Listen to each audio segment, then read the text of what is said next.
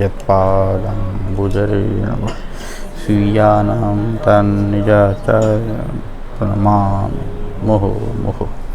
यदनुग्रहतो दन्तो सर्वदुःखातिगो समहं सर्वदा वन्दे श्रीमद्वल्लभनन्दनम्।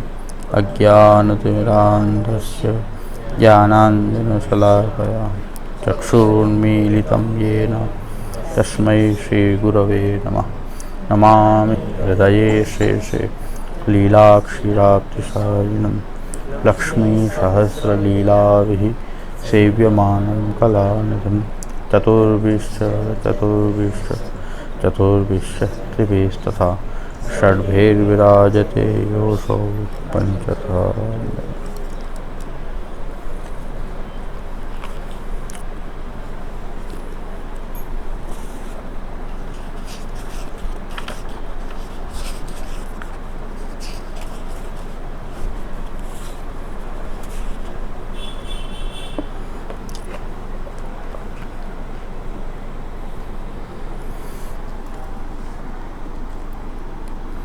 अब श्री आचार्य जी महाप्रभु के सेवक प्रभुदास जरोटा क्षत्रिय सिंहनंद के वासी तिनकी वार्ता को भाव कहते हैं। ये प्रभुदास जरोटा क्षत्रिय लीला में ललिता जी की सखी हैं। मनमथ मोदा इनको नाम है। सब सामग्री लीला की सामग्री सब सिद्ध करत हैं और बिहार लीला की वार्ता में ललिता जी सो वार्ता करी मग्न रहत हैं, ताते इनको नाम मनमथ मोदा है। सो सिंहनंद में एक क्षत्रिय के घर जन्मे। सो वर्ष 13 के भय तब इनको ब्याह भयो। सो स्त्री महाकुपात्र आई। सो सबन को गारी दे, जो वस्तु पावे सो चुराई के माँ बाप को दे आवे। ऐसे कर प्रभुदास के माँ बाप ने देह छोड़ी और सगरे संबंधी वो स्त्री के दुख सो कोई घर में आवे नहीं। सो एक दिन वह स्त्री ने प्रभुदास से कही, कहूँ ते द्रव्य लाओ। तब प्रभुदास ने कही, द्रव्य कहाँ है, मिलेगो तो लाऊंगो। तब स्त्री ने प्रभुदास को मार्यो। प्रभुदास को रीस चढ़ी। 500 વર્ષ પહેલાની પરિસ્થિતિ છે ત્યારે આ કોઈ રેર કેસમાં જોઈએ એટલે ભક્તોએ કેટલો બધો વિવેક ધૈર્ય રાખવો પડ્યો, કારણ કે એ સમયમાં તો આવું ક્યાંક જ બની શકે। તો તબ સ્ત્રી ने प्रभुदास को मार्यो। प्रभुदास को रीस चढ़ी तो स्त्री को मार्यो। तब स्त्री ने चूरी फोड़ी, मुंड मुंडाए गांव के हाकिम को कही आई कि मैं अब ये प्रभुदास की स्त्री नहीं, जो यह घर में आवेगो तो याके ऊपर मैं मरूंगी। तब प्रभुदास को आए सो कहे कि मैं घर छोड़ी के जात हूँ, मेरे तेरे बेदाओ। या प्रकार बेदाओ करी के गांव ते निकसी गए। सो राजनगर सिकंदरपुर में आए। तहाँ रामदास क्षत्रिय इनकी ज्ञाति को होतो। तहाँ उतरे। सो वह रामदास को मर्यादा मार्गी वैष्णव को संग भयो होतो। सो वहाँ प्रभुदास कछु दिन रहे। सो श्री आचार्य जी राजनगर सिकंदरपुर के पास बगीची थी, तहाँ उतरे हैं। सो वह बगीची में प्रभुदास आए। सो श्री आचार्य जी को दर्शन करी के मन में यह आई जो इनके सेवक हों। तब श्री आचार्य जी सो विनती करी, महाराज मोको सेवक करिए, कृपा करी के। तब श्री आचार्य जी ने कही कि तेरे रामदास मर्यादा मार्गी को संग है, ताते हमारो सेवक मति हो। तब प्रभुदास ने कही, महाराज आप कहो तो हूँ रामदास को हूँ आपको सेवक कराऊँ, तब मोको सेवक करोगे, मेरो कहो रामदास नटेगो नहीं। तब श्री आचार्य जी कहे, कहा भयो सेवक कराए, वाको अंगीकार मर्यादा में ही है, परंतु जा रामदास को ले आओ, दोनों को संग ही सेवक करेंगे। तब प्रभुदास के पास आई के कहो, श्री वल्लभाचार्य जी साक्षात पुरुषोत्तम हैं, सो पधारे हैं गांव बाहर बगीचे में। सो हम तुम दो जने सेवक हों तो मिली के सेवा करें। तब रामदास ने कही, मेरे तो एक वैरागी गुरु है, वह कंठी बांधी है, सो अब दूसरो गुरु कैसे करूं।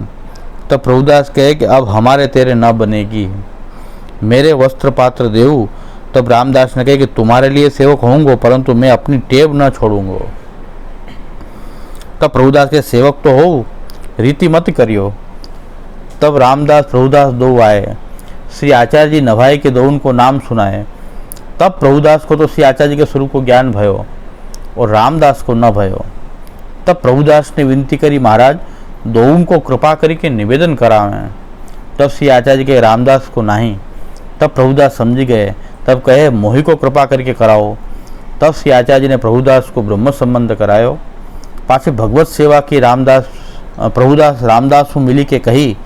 तब श्री आचार्य कहे, अब ही नहीं, कछु दिन पीछे यह कही कि आप तो श्री गोकुल पधारे। प्रभुदास पुष्टि मार्ग की रीति बतावे, रामदास मर्यादा मार्ग की रीति करे। ऐसे कर कछु दिन में श्री आचार्य के बड़े पुत्र श्री गोपीनाथ जी राजनगर सिकंदरपुर में पधारे। तब रामदास जी ने विनती करी, महाराज सेवा पधराई दीजिए। तब श्री गोपीनाथ जी ने एक ब्राह्मण के घर श्री मदन मोहन जी हते, सो कछु ब्राह्मण को दे के दौड़ के माथे पधराए। पाछे श्री गोपीनाथ जी अडेल पधारे। सो रामदास मर्यादा मार्ग की रीति आह्वान विसर्जन पूजा की रीति करे। पाछे एक दिन प्रभुदास अर्धरात्रि को अपनी वस्तु ले भाजी चलियो। क्यों? जो रामदास के संग कहाँ तई माथो पचाऊं, या को तो ज्ञान नहीं। जैसो यही मर्यादा मार्गी ठाकुर श्री गोपीनाथ जी ने पधराई दिए। ताते तहाते चले श्री गोकुल में श्री आचार्य को दंडवत किए। तब श्री आचार्य ने कही, प्रभुदास आयो। तब प्रभुदास ने विनती करी, महाराज नीठ नीठ दुसंग ते छूट्यो। तब श्री आचार्य ने कही, हम तो सो पहले ही कहो कि वो मर्यादा मार्ग को अधिकारी है, तू पुष्टि मार्गी है, भली करी संग छोड़ी के आयो। तब प्रभुदास ने विनती करी, महाराज अब मोको चरणारविंद के पास राखो, मैं बहुत संसार में भ्रम्यो। तब श्री आचार्य कहे, अब हमारे पास रहे सुखेन। तब ता दिन ते प्रभुदास श्री आचार्य जी महाप्रभु के संग ही रहे। જે વચનામૃત જે છે આમાં સંગ્રહ નથી થયા, આપણે આમાં પણ શ્રી મહાપ્રભુજીના વચનામૃત આપણને મળે છે કે પ્રભુદાસજી એમ કહ્યું કે આ રામદાસને આપ સેવક તો કરો, પછી હું કહીશ તો એ સેવક થઈ જશે। તો મહાપ્રભુજીએ આજ્ઞા કરી। એક વચનામૃતમાં એ આવે છે કે સેવક થયા તો શું થશે, સેવક કરીને થઈને કરશે શું? કારણ કે તો મર્યાદા માર્ગી છે, એને એ મર્યાદા માર્ગની રીત જ કરશે। તો સેવક કરાવવાથી શું થાય? જે જીવમાં જેનું જ્યાં વરણ હોય ત્યાં જે જીવ જવાનો છે, તો પછી એ મર્યાદા માર્ગી છે તેને પુષ્ટિ માર્ગમાં નહીં લાવી શકાય। એવું શ્રી આચાર્ય આજ્ઞા કરી। એક વચનામૃત અહીં છે।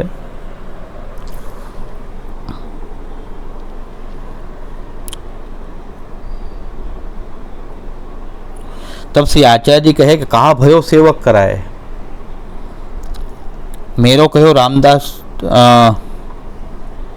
वाको अंगीकार मर्यादा में ही है। आ एक वचनामत नानू एवं आमा अपने प्राप्त है कि श्री आचार्य जी कहे कहा भयो सेवक कराए, वाको अंगीकार मर्यादा में ही है। एनो अंगीकार मर्यादा में ज छे, एटले के जीव मर्यादा मार्ग नो ज छे, ए क्यारे पुष्टि मार्ग में आवी नहीं सके। सेवक करावो तो शुं?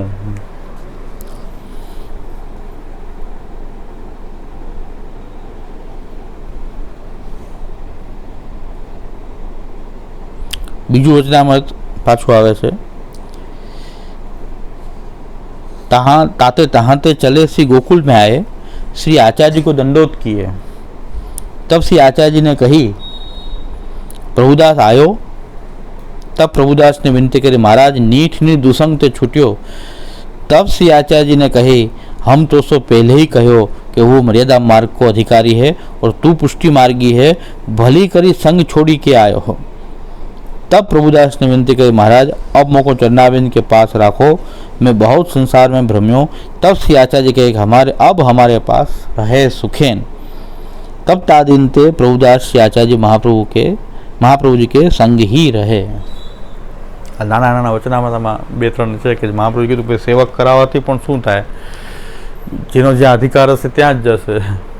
એટલે પુષ્ટિ માર્ગમાં કોઈને લાવી શકાતું નથી। જે પુષ્ટિ જીવ હોય આપોઆપ થોડાક સત્સંગથી કે થોડાક વાણીના અવગાનથી, કે જેને ઠાકોરજીએ સૃષ્ટિ પ્રારંભ વખતે ઠાકોરજીએ વર્ણન કર્યું હોય કે આ જીવ પુષ્ટિ છે, આ મર્યાદા છે, આ પ્રવાહી છે, તો ઠાકોરજીએ જીવનું વર્ણન પહેલાં જ કરી રાખ્યું હોય છે। પછી કેટલા જન્મો પછી પાછો એને પુષ્ટિ માર્ગમાં આવે છે, એ પાછો અંતરાય પણ પ્રભુને એનું જ્ઞાન હોય છે, કેટલા અંતરાય પછી આ પાછો પુષ્ટિમાં આવશે। એટલે અહીં ત્રણ સૃષ્ટિની વાત આવે છે। આ વચનામૃત આપણે સંગ્રહ કર્યો એની પહેલાંની આ વાર્તામાં ત્રણ પ્રકારની જે સૃષ્ટિ છે, પુષ્ટિ પ્રવાહ અને એનું આખું નિરૂપણ જે છે લક્ષણ સહિત પુષ્ટિ પ્રવાહ અને મર્યાદાનું એક લક્ષણ સહિત નિરૂપણ આટલા વાર્તાના આટલા જે સંગ્રહ છે એટલી વાર્તાનો એમાં જ આપણને ત્રણેય સૃષ્ટિ કેવી હોય એનું ઉદાહરણ પ્રાપ્ત થાય છે. પ્રભુદાસની સ્ત્રી પ્રવાહી જીવ કેવા હોય એ પ્રભુદાસની સ્ત્રી પ્રવાહી જીવનું ઉદાહરણ છે ત્યાં, અને મર્યાદા માર્ગી કેવા હોય એ રામદાસ છે, અને પુષ્ટિ માર્ગી કેવા હોય એ પ્રભુદાસ છે. તો પુષ્ટિ પ્રવાહ અને મર્યાદા ત્રણેયનું નિરૂપણ છે આની અંદર. જેને ખાલી પૈસાથી પ્રભુદાસની સ્ત્રીને એક જ મતલબ તો પૈસા લઈને આવો, પ્રભુદાસ કે ભાઈ ક્યાંથી લઈને આવું, જેટલા હોય એટલા હોય, પણ કે હજી લાવો કરે. તો જે અર્થની અંદર કેન્દ્રિત હોય છે એ પ્રવાહી જીવને પહેલું અર્થ જોઈએ, સંપત્તિ જોઈએ, અને એનાથી કામ ઉપભોગ, એમાં જ રેચા પેચા હોય, એટલે એને પૈસાથી મતલબ. તો પૈસાથી જ્યાં મતલબ છે એ પ્રવાહી સૃષ્ટિ છે કે જેને અર્થ જોઈએ, એને ધર્મ સાથે કંઈ લેવા દેવા નથી, મોક્ષ ને ધર્મ એની માટે કંઈ લેવા દેવા નથી, પૈસા લાવો બસ. તે પ્રવાહી જીવનું આવું નેચર છે કે પૈસા દ્રવ્ય લાવો, અને પાછું દ્રવ્ય ન લાવ્યા તો પ્રભુદાસને પણ માર્યા, ગાડી દેવું, ગાળા કરવી, મારામારી કરવી. પ્રવાહી જીવને એકદમ એક્ઝેક્ટ ઉદાહરણ છે કે અઠંગ પ્રવાહી જીવ કેવા હોય કે મારામારી પણ કરે. એ સમયમાં તો પુરુષોનું શાસન હતું, સ્ત્રીઓ મારામારી કરે તો કેટલી વખતનું કેટલી હદ સુધી એ પ્રવાહીપણું હોય કે એ વખતે તો પુરુષોનું શાસન હતું કે ત્યાં સ્ત્રીઓને પુરુષો મારતા એવા ઉદાહરણ ઘણા મળશે, પણ સ્ત્રીઓ મારે એવું ઉદાહરણ છે. તો પછી આવા બધા ક્લેશ કરવો, ઝઘડા કરવા, મારામારી કરવી, ગાળાગાળી કરવી. અને જ્યારે પ્રભુદાસે સામે માર્યો તો એણે કીધું હવે પ્રભુદાસ મારા માટે મરી ગયો, પોતે વિધવાનો વેશ ધારણ કરી લીધો, માથું મુંડાવી લીધું, બધું કરી, તો વિધવા જ બની ગયા, હતા પતિ તોય વિધવા. હા, તો આ પ્રવાહી જીવ આવા જ હોય, કલહ કરતા હોય, ક્લેશ કરતા હોય. પણ આપણે જો સામે એવા થઈ જાય એનો મતલબ કે આપણામાં પણ એવું જ થઈ ગયું. તો પછી જેમ કોઈ કૂતરો બટકું ભરી લે તો આપણે સામું બટકું ભરવા જાય, કૂતરો ગોતીને બટકું ભરી જ લઉં, તો પછી એમાં બેમાં કાંઈ ફેર નથી. આ મનુષ્ય યોનિમાં છે, ઓલા શ્વાનની યોનિમાં એટલો ફરક છે. બાકી સામે કે કૂતરો બટકું ભરી ગયા ને ગોતીને હું ભર્યું તો જ શાંતિ થાય. તો એ પ્રકાર જે છે એમાં આપણે પ્રવાહી જીવ છે, આપણે ખબર પડે છે કે આ જીવ જ પ્રવાહી છે. તેની સામે આપણે પ્રવાહી પણ બતાવશું તો આપણે પુષ્ટિ છે એની શંકાસ્પદ થઈ જાય પાછું. એટલે એ આપણે પુષ્ટિ જીવ છીએ તો આપણને ખબર છે કે આ પ્રવાહી જીવ આવા હોય, આપણે આનાથી વિવેક ધૈર્ય આશ્રયપૂર્વક આની સાથે વ્યવહાર કરવો જોઈએ. કે આપણે ગાળાગાળી કરીએ તો મતલબ કે આપણામાં એમાં કોઈ ફરક નથી, તો એનું નેચર જ એવું છે. પણ સઠે સાઠ્યમ કરવું પડે, પણ અંદરથી દ્વેષપૂર્ણ જે પ્રવાહી જીવોમાં હોય છે એવું આપણે સઠે સાઠ્યમ તો ક્યારેક કરવું પડે, કારણ કે સીધી વાત સમજે નહીં તો પછી સાવ જીવા જ ન દે. જો બધું વિવેક ધૈર્યાશ્રય આપણે બતાવીએ તો કોઈ જીવા જ ન દે. પણ આપણા હૃદયમાં કોઈ ઉદ્વેગ, ક્લેશ, દ્વેષ, રોષ એ બધું આપણા ટેમ્પરરી હોવું જોઈએ, પણ પરમેનન્ટ આપણા હૃદયમાં એ જો હાવી થઈ જાય તો એક પ્રકારનું જે પ્રવાહીપણું આપણી અંદર એ પ્રકટ થઈ ગયું કહેવાય. તો પુષ્ટિ, પ્રવાહ અને મર્યાદા ત્રણ સૃષ્ટિ, શ્રી મહાપ્રભુજી કહે છે કે સૃષ્ટિના પ્રારંભથી જ ભગવાને વરણ કરીને ચાલ્યા, કોઈ થઈ શકતું નથી. પણ એક લીલા પ્રભુની એવી છે કે પ્રવાહી જીવો પુષ્ટિ કુલમાં આવી જતા હોય છે, પુષ્ટિ જીવો પ્રવાહી કુલમાં પ્રકટ થઈ જતા હોય છે. જેમ કે હિરણ્યકશ્યપુની પ્રહલાદજી પ્રકટ થઈ જાય. હવે એમાં એ તો પ્રહલાદજી તો ભગવાનના ભક્ત છે, પણ એ અસુર કુલમાં પ્રકટ થઈ જાય, હિરણ્યકશ્યપુની ત્યાં પ્રકટ થઈ. પ્રવાહની જીવો પુષ્ટિમાં પણ આવી જતા હોય છે. પુષ્ટિના જીવ જે છે કોઈ પ્રવાહ કુલમાં પ્રકટ થઈ જતા હતા, મર્યાદા કુલમાં પ્રકટ થઈ જતા, કોઈ મર્યાદા જેવું પુષ્ટિની અંદર પ્રકટ થઈ જતું હોય. આવું પાછું થતું હોય છે સૃષ્ટિમાં, કારણ કે સૃષ્ટિ એક જ ભગવાનની પોતાની એક લીલા છે. એક આનંદ પોતે ભગવાનનો જે પૂર્ણાનંદ જે છે એ પૂર્ણાનંદનો જ્યારે પોતે અનુભવ કરવાની ઈચ્છા કરે ત્યારે સૃષ્ટિમાં જે પોતાની અંદર રહેલી વસ્તુ છે એ બહાર સરફેસ ઉપર આવી જાય. મારામાં શું શું ભરેલું છે, જેમાં આપણે અરીસો જોઈએ, ભગવાન માટે સૃષ્ટિ એટલું જ છે. જેમાં આપણે અરીસો જોઈને આપણા પૂર્ણાનંદનો અનુભવ કરીએ કે આપણામાં કેટલો આનંદ ભરેલો છે, કે અરીસો સામે રાખીએ અને આપણે પોતાને નિરીક્ષીએ એટલે આપણને એમ થાય કે હું કેવો સુંદર છું વગેરે અનુભવ થાય. ભગવાન શું કરી રહ્યા છે કે પોતાના જે અંદર રહેલો સચ્ચિદાનંદ ધર્મને એ બહાર અધિષ્ઠાન બનાવીને એમાં પોતાના અંદર જ ભરેલા જે નામ, રૂપ, કર્મ જે છે એ બહાર લઈ આવે છે. ભગવાનની અંદર ભરેલું છે એ બધી જ વસ્તુ એક બ્રહ્મની અંદર, અક્ષર બ્રહ્મમાં એ નામ, રૂપ, કર્મોનું એ ભગવાન બહાર પ્રકટ કરે. જેમ કે છીપ ને માછલી ને બધું સમુદ્રની અંદર હોય ને ઉપર પાણી જેવું લાગતું હોય, પણ કોઈ મોજું એવું આવે કે બધી ઉપર આવી જાય. તો ભગવાન માટે તો એટલું જ છે આ સૃષ્ટિ. આપણી માટે બહુ સિરિયસ વસ્તુ છે, પણ ભગવાન માટે તો પોતાની અંદર રહેલો આનંદનું સાહજિક એ ઉચ્છલન થઈ ગયું, એટલે સૃષ્ટિ થઈ ગઈ. અને પોતાનો જે પૂર્ણાનંદ પોતાની અંદર ભરેલો છે, ભગવાન પોતે જ એને જોઈ રહ્યા છે.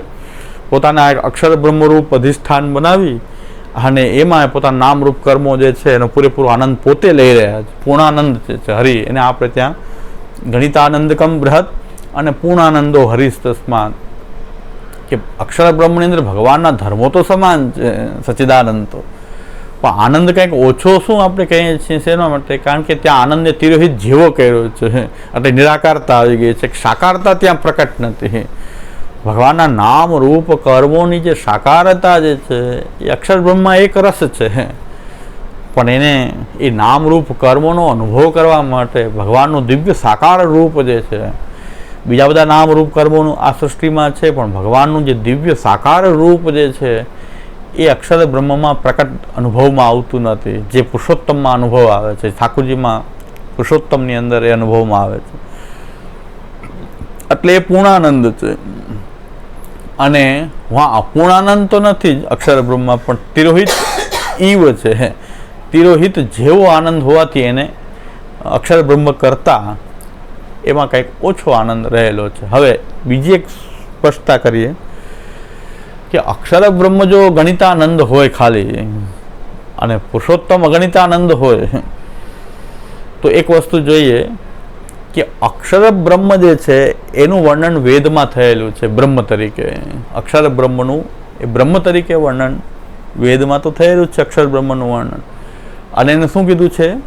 સત્યમ જ્ઞાનમ અનંતમ બ્રહ્મ યો વેદ નિહિતમ ગુહાયા પરમે વ્યોમન. તો અહીંયા એમ કીધું છે કે સત્ય, જ્ઞાન અને અનંત. જો અક્ષર બ્રહ્મ પણ અનંત હોય, સચ્ચિદાનંદ તો એમાં પણ ભરેલો છે, અને અનંત હોય તો પછી ગણિતાનંદ કેવી રીતે થઈ શકે? અનંતનો અર્થ કે અગણિતાનંદ છે. તો અક્ષર બ્રહ્મ જે છે એના માટે પણ આ જ લાગુ પડે કે અનંત, એ અનંતતા જે કે જેનો અંત નથી, અંત નથી તો બી ગણી કેમ શકાય? એટલે પૂરેપૂરો અક્ષર બ્રહ્મનો આનંદ પણ ગણિતાનંદ નથી. ગણિતાનંદ કહીને આપણે અક્ષર બ્રહ્મને નીચું કરીએ અને પુરુષોત્તમની મહત્તા વધારીએ એવું નથી, કે ભગવાનનો અંદર ભરેલો જે ધર્મ તો બહાર પ્રકટ થયો છે અને એ પાછો અનંત છે. તો ગણિતાનંદ એટલે કેટલો? કે જ્યાં સુધી વેદ પહોંચી શકે છે ત્યાં સુધી આનંદની ગણતરી થઈ શકે. પણ વેદ પણ એમ કે છે બ્રહ્મને મેં પૂરેપૂરો તો નેતિ તો એ વેદ પણ કહી દે છે ને. બ્રહ્મ માટે તો નેતિ તો વેદ પણ કહે છે. તો બ્રહ્મનો અર્થ અક્ષર બ્રહ્મ થાય, અને અક્ષર બ્રહ્મ માટે પણ એટલે કે જેટલું વેદ જ્યાં સુધી પહોંચી શકે ત્યાં સુધી એને ગણ્યો આનંદ. હજી એ નથી આગળ. અક્ષર બ્રહ્મ તો અગણિત આનંદ રૂપ છે, પણ તિરોહિત એમાં સાકારતા પ્રભુએ પોતે એ સૃષ્ટિને બહાર પ્રકટ કરી પોતાની અંદર ભરેલો સચ્ચિદાનંદ છે, એ નામરૂપ કર્મનો પોતે આનંદ લેવો છે. તો એનો વિસ્તાર કર્યો અક્ષર બ્રહ્મનો, જે ચરણ સ્થાની અક્ષર છે એનો આપે વિસ્તાર કર્યો, અને એમાં બધા નામરૂપ કર્મો જે છે બધા અક્ષર બ્રહ્મની અંદર એ બધા પ્રકટ થયા. અને પુરુષોત્તમ તરીકે એ પોતાના અંદર રહેલા, મારી અંદર આટલી બધી એબિલિટીઝ છે, આટલું બધા નામ રૂપ કર્મ ભરેલા છે, એને પ્રભુ જોઈ રહ્યા છે અક્ષર બ્રહ્મમાં. તો એ આખી સૃષ્ટિનું પ્રયોજન છે, સૃષ્ટિનું બીજું કોઈ પ્રયોજન નથી. ભગવાનની અંદર તો આ સૃષ્ટિ બિરાજી જ રહી છે, પણ ભગવાનનો વિસ્તાર કરીને એમાં પોતે પૂર્ણાનંદનો અનુભવ કરી રહ્યા છે. ભગવાન બધે જ પોતાની પૂર્ણાનંદનો અનુભવ આખી સૃષ્ટિમાં કરી રહ્યા છે. અને અક્ષર બ્રહ્મને અહીં ગણિતાનંદકમ કહેવાનું તાત્પર્ય એટલું જ છે કે પુરુષોત્તમને અક્ષર બ્રહ્મમાં કોઈ અંતર નથી, પણ સૃષ્ટિના પ્રકટ કરવા માટે ભગવાન એમાં આનંદને કંઈક તિરોહિત કરે છે. એટલે સાકારતા જે અક્ષર બ્રહ્મમાં અનુભવમાં આવતી નથી, પુરુષોત્તમમાં જે છે એમની સાકારતા સ્વરૂપનો આપણને પૂર્ણ અનુભવ થાય છે. એટલે એ પૂર્ણાનંદ હરિ છે, અને એ અક્ષર બ્રહ્મની અંદર પોતાના પૂર્ણાનંદનો અનુભવ કરી રહ્યા છે. એ આ સૃષ્ટિ છે. એ બધી સૃષ્ટિ જ ભગવાન કહે છે હવે જોઈ લીધી સૃષ્ટિ, મારામાં નામ રૂપ કર્મ બધા બહાર પ્રકટ કરીને જોઈ લીધા, હવે પાછા એને અંદર સ્થાપી દેવા છે. તો કૃષ્ણસ્ય આત્મરતો તું લય સર્વ સુખાવહ, એ ભગવાનની લય લીલા થઈ ગઈ. પછી હવે બહાર જોઈ લીધું બધું, આપણે શું કહેવાય પાછો અંદર પાછા આવી જાય, શું છે પ્રભુ કીધું, આનંદ લઈ લીધો તો બાહ્ય રમણ કર્યું, પાછા એને અંદર પધરાવી પાછું અંતર રમણ કર્યું. હવે એ જ્યારે બાહ્ય સૃષ્ટિ પ્રકટ થઈ છે ત્યારે એમાં 3 પ્રકારના જીવો ભગવાને પહેલેથી જ ક્રીડાર્થ એ 3 પ્રકારના જીવો પુષ્ટિ, પ્રવાહ અને મર્યાદા રાખેલા છે.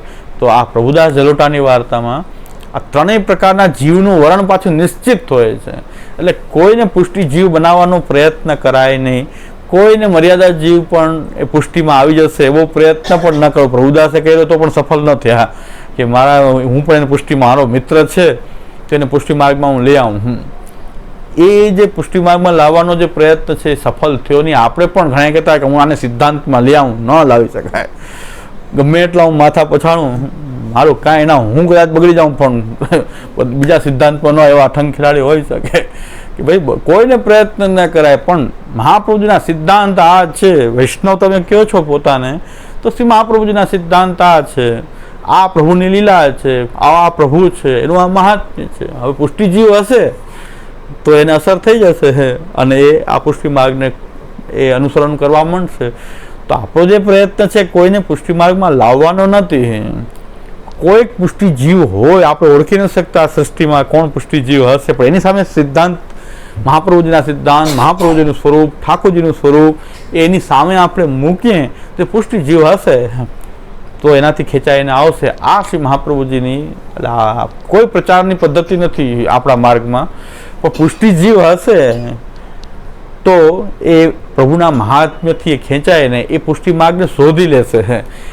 આપણે તો હિંત જ આપશું, પછી એ શોધવા માંડશે પુષ્ટિ માર્ગને. એ ગ્રંથો પણ વાંચશે, 84 વૈષ્ણવ, 252 શિક્ષા, જે પુષ્ટિ માર્ગનું સાહિત્ય મળશે એ પછી આપોઆપ શોધશે ગ્રંથો.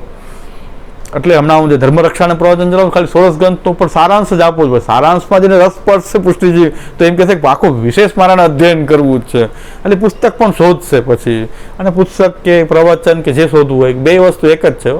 પુસ્તક કયો કે સાંભળવું, એમાં કોઈ ફરક નથી. કારણ કે અત્યારે વ્યવસ્થા છે તો આ બોલતી પુસ્તક છે.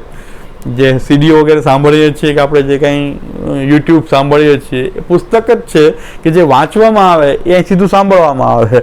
એટલે આપણને આ યુગમાં આ ફેસિલિટી એક મળી છે કે ઘણાને વાંચવાનો કંટાળો આવતો હોય તો એ લોકો સાંભળીને પણ અધ્યયન તો કરી શકે, સાંભળીને કરી શકે. ઘણા તો અપડાઉન કરતાં કરતાં કલાક 2 કલાક જે મુંબઈમાં બધા એ ટ્રેનમાં એમાં હેન્ડ્સ ફ્રી ભરાવીને એ લોકો નિયમિત અધ્યયન કરે છે.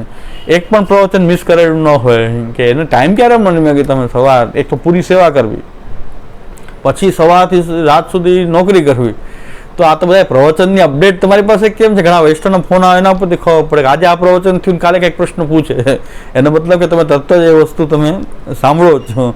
તો ક્યારે સમય મળે કે ભાઈ આવતા જતા કલાક 1.5 કલાક જે અમારે ટ્રેનમાં જે ગાળવાનો સમય હોય એમાં આ પ્રવચનો 1.5 કલાક અધ્યયન થાય છે આ રીતે.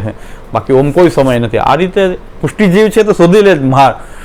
બાકી ઘરમાં પુસ્તક હોય, આખો દિવસ ફ્રી બેઠો હોય ને આખો દિવસ ક્યાંક ને ક્યાંક ટીવી જોતો હોય, પણ એને ક્યાંક અધ્યયન કરો છો, ટાઈમ જ નથી મળતો. તો આ લોકો ટાઈમ આપવા પુષ્ટિજીવ હશે તો શોધી લે છે કે મારે આ કરવું જ છે, મારે અધ્યયન કરવું જ, મહાપ્રભુજીની વાણી જાણવી છે, તે ગમે સમય મેળવી ગમે ત્યાંથી પ્રાપ્ત કરી લે. આપણે તો કોઈને કીધું નથી કે તમે આમ કરો કે આમ ન કરો. એટલે આપણે તો એક જ વાત કરી કે આ સિદ્ધાંત છે. હવે જે અનુકૂળ પુષ્ટિજીવ હશે એમાંથી ગ્રહણ કરી લેશે અને કદાચ પુષ્ટિ જીવન જીવવા માંડશે. અને જે પુષ્ટિજીવ નહીં હોય ને તો ગમે એટલી વાર સાંભળે તો એને કંઈ અસર થવાની નથી. તો એ આપણે નિશ્ચય રાખવો જોઈએ પુષ્ટિજીવ કે કોઈને તમે બનાવી નહીં શકો. ઘણા ચિંતા ઘરના પરિવારના સભ્યોની કરતા હોય કે એ ક્યારે પુષ્ટિ માર્ગમાં આવશે.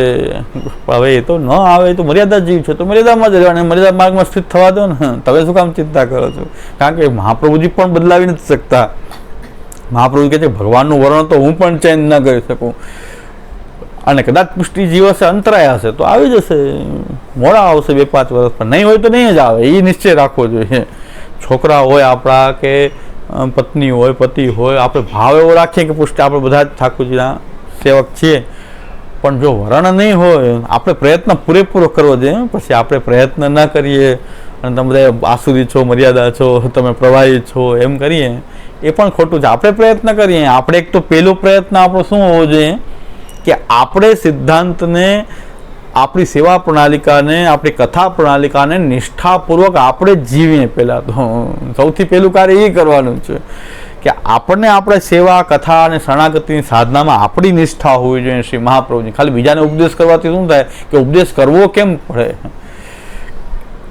ઉપદેશ ક્યારે કરવો પડે તમે કે તમે 24 કલાક જે વ્યક્તિ તમારી સાથે રહે છે એને કાંઈ ઉપદેશ કરવો પડે? કારણ કે તમને બરાબર જોવે. પણ ખામી શું છે કે આપણી અંદર એ નિષ્ઠા, આપણે ગાડી પર ઉતરી આવતા હોય ને આપણે ક્લેશ કરતા હોય ને ઝઘડા કરતા હોય, તો એનો મતલબ એમ થાય કે આ પુષ્ટિ માર્ગે સેવા કરનાર આવી બુદ્ધિ કેમ છે? એની પર પહેલી અસર તો એ થઈ રહી છે કે આ સેવા કરનાર છે, આ તો આપણે સેવા નથી કરતા. ચાલો આ સેવા કરીને આ લોકો તો આપણા કરતાં પણ ખરાબ સ્વભાવ ધરાવે છે. એટલે મેં પહેલાં વાત કરી હતી કે સુરતમાં કાર્યક્રમ રાખ્યો, છોકરાઓને લાવો, છોકરાઓને ભેગા કર્યા, ભજીયા પાર્ટી કરી, છોકરાઓને ભેગા કર્યા. અને પછી એમાં છોકરાઓને પૂછ્યું કે તમે પુષ્ટિમાં કેમ આચરણ કરતા નથી, કેમ સેવા કરતા નથી? માતા પિતા બધાના ઘરમાં સેવા છે. બધા સિદ્ધાંતવાદી જ હતા. આપણે સિદ્ધાંતવાદી કહો કે સિદ્ધાંતવાળા, વાદી એક અલગ વસ્તુ છે. ખાલી સિદ્ધાંત કહેવાનું, પાલન નહીં કરવાનું, એ વાદી કહેવાય. સિદ્ધાંત બોલે આચરણ ન કરે એ સિદ્ધાંતવાદી કહેવાય. પણ સિદ્ધાંતવાદી એ હોય ઘણા એને સિદ્ધાંતનું અનુસરણ કરનારા પણ હતા. તો છોકરાઓ બધા રહસ્ય ખોલ્યા કે આ લોકો બે જણા સેવા કરતા હોય છે, કેવા ઝઘડતા હોય, કેવા એકબીજાના ગાળાગાળી કરતા હોય, અને અમારી ઉપર કેવા કેવા શબ્દો બોલે છે આ લોકો. એક તો સેવામાં આ લોકોને ઠાકોરજીની કાની નથી, એવા તો અંદર ઝઘડતા હોય. એ છોકરાઓ રહસ્ય પ્રગટ કર્યા, બીજી વાર કોઈ ભેગા જ ન કર્યા કે આ છોકરા આપણી બધું ભેગું આ રહસ્ય ખોલે છે. આ તો બધા કે અમને તો પેલી છાપ એ પડી રહી છે કે આ લોકોમાં જ ધર્મ નથી, આ લોકોમાં માનવતા નથી, આ લોકોમાં દયા નથી. હા, તો આ લોકોમાં જે ક્વોલિટી એ લોકોને જોઈએ છે એવું તમારામાં, તમે ભક્ત છો એવું એને લાગવું તો જોઈએ ને. તો એને આપણે તિલક કરે છે, સેવા કરે છે, અને ઘરમાં ગાળાગાળી કરી બીજાને ત્રાસ દેવો, છોકરાઓને જેમ તેમ કેવું એ દૂર રહ્યો, છોવાઈ જાય. તો આ પ્રકારની એને તો ભક્તિનું વાતાવરણ નથી તમારી અંદર, પોતાની અંદર, આપણી અંદર ભક્તિનું વાતાવરણ નથી. અને પહેલું તો કાર્ય એ કરવું પડશે કે આપણે સેવા અને કથાની અંદર આપણે નિષ્ઠાપૂર્વક આચરણ કરશું તો એની અસર 5 વર્ષ 10 વર્ષ પછી પણ થશે કરી. જો પુષ્ટિજીવ હશે તો એને આમાંથી ગ્રહણ કરશે કે મારા માતા પિતાની જીવનશૈલી આ પ્રકારની છે. એ કાંઈ કહેતા નથી, અને જે કાંઈ કહેતા નથી એના ઘરમાં એ લોકો એમના સ્વભાવ, એની સાત્વિકતા, એનો સ્વભાવ, એમની જે સરળતા એને જોઈને એ લોકો એમ કહે છે કે નહીં અમારી માટે આ પૂજ્ય છે, કે અમારા માતા પિતા ખરેખર ભક્ત છે. અને ગામમાં પણ બીજા લોકોમાં ઇમ્પ્રેશન આવ્યું હોય કે આ ખરેખર ભક્ત છે. એટલે આપણે સમજવાની વાત એ છે, અમારી સામે જે છે એ અવૈષ્ણવ છે, એટલે કે શિવપંથી છે. ત્યાં એક વૈષ્ણવ તિલક કરીને એક વૈષ્ણવ એ આપણો આ સિદ્ધાંતનું બોલવા માંડ્યો કે આ સામે મહારાજથી છે, આ લોકો તો બહુ ઓલા છે રાખીને. એટલે એને તિલકવાળો કોઈ વૈષ્ણવ કહેતો કે આ મહારાજથી બધા બહુ ખરાબ છે, કે આ લોકો તો બધાને બાળકોને ગાળાગાળી કરે, હવેલીને ખરાબ બોલે ને એ બધા એવા છે. ઓલાનો મગજ જો કે બીજા ગમે મહારાજની વાત કરજો, આઈનું બોલતો ને આ લોકો કોઈનું કાંઈ લેતા નથી, દેતા નથી, અને આ જ સાચું છે. એ શિવપંથી સમજે, મારા વૈષ્ણવ સમજતા નથી. એ કે સાચું તો આ છે, આ ક્યાં કંઈ નથી ફાળો કરતા, નથી દર્શન કરાવતા, નથી માણસ ભેગું કરતા. તો આ લોકોમાં ખોટ ન હોય, ખોટ હોય તો ઓલા લોકોમાં હોય. ને હવે બોલો તો મારી એટલું એને ગૌરવ. મેં કીધું આપણું ગૌરવ જો બીજો લેતો હોય તો આપણે સાચા પથ ઉપર છીએ. પુષ્ટિ માર્ગીને શંકા છે કે આ ખોટા છે મહારાજ, એમ તિલક કરેલો હતો. અને ઓલો શિવપંથી છે, એને કીધું હવે જો આઈનું ખરાબ બોલેલો ને તો મારી લઈશ. અહીંયા કોઈ એક શંકા, એક પોઈન્ટની શંકા નથી, સાચો માર્ગ આ જ હોય. હવેલીમાં બધાને માંગે છે, ત્યાં એને બધાને ખબર છે કે હવેલીઓમાં માંગવામાં આવે છે, પૈસા માંગે છે, હા બધું વસ્તુ માંગે, વૈષ્ણવ ભેગા કરે. તો અહીં તો કાંઈ નથી થતું, અમે સામે જ જોઈએ છીએ, કાંઈ થતું જ નથી, કોઈ આવતું નથી, કોઈ જતું નથી, તો તમને શું વાંધો આવે છે? તો આ પ્રકાર છે કે ભાઈ, તો આપણે એમ લાગે કે નહીં કાંઈક આપણે સાચા પથ ઉપર છીએ. તો હવે દૈવી કોણ એમાં ખબર નથી પડતા, તિલકવાળો દૈવી કે ઓલાને કાંઈ ખબર નથી પુષ્ટિમાં. તો આ બધું સાચું છે એટલી ખબર છે, ઓલું બધું ખોટું છે, આ સાચું છે. અહીં પૈસા માંગતા નથી, ફાળો થતો નથી, એ અમને ખબર છે કે અહીં કાંઈ એવી પ્રવૃત્તિ થતી નથી.